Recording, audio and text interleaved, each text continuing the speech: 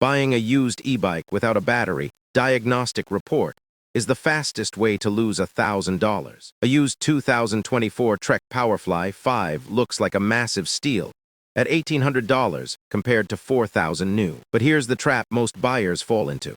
If that battery is shot, a new Bosch PowerTube 625 will instantly cost you another $1,000. Let's look at the 2026 e-bike depreciation curve. A one-year-old bike holds about 65% of its MSRP. By year 3, it tanks to 35%. Why? Because lithium-ion batteries degrade. They typically last 3 to 5 years, or 500 to 1, 000 charge cycles. The biggest mistake I see is buyers just checking if the screen turns on. If it won't charge past 70%, or you see physical swelling, walk away immediately. How do you actually verify health? If it's a Shimano EP8 system, you can pull the exact charge cycles yourself using the eTube app. For Bosch systems, you must visit a dealer for a diagnostic printout. Never buy without seeing this data. When choosing your motor, Bosch Performance CX is currently our most reliable pick with the best dealer network. Shimano EP8 is a close, quieter second. Generic hub motors are much cheaper to replace,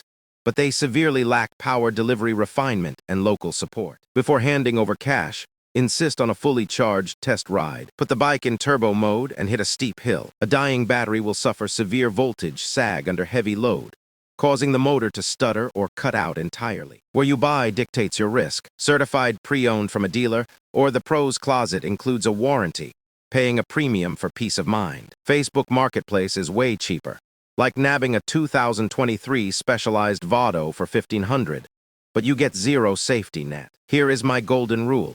Buy certified used if you want zero hassle. If you buy privately, demand a fresh diagnostic report. No report, no sale. It's that simple. Protect your wallet and ride smart.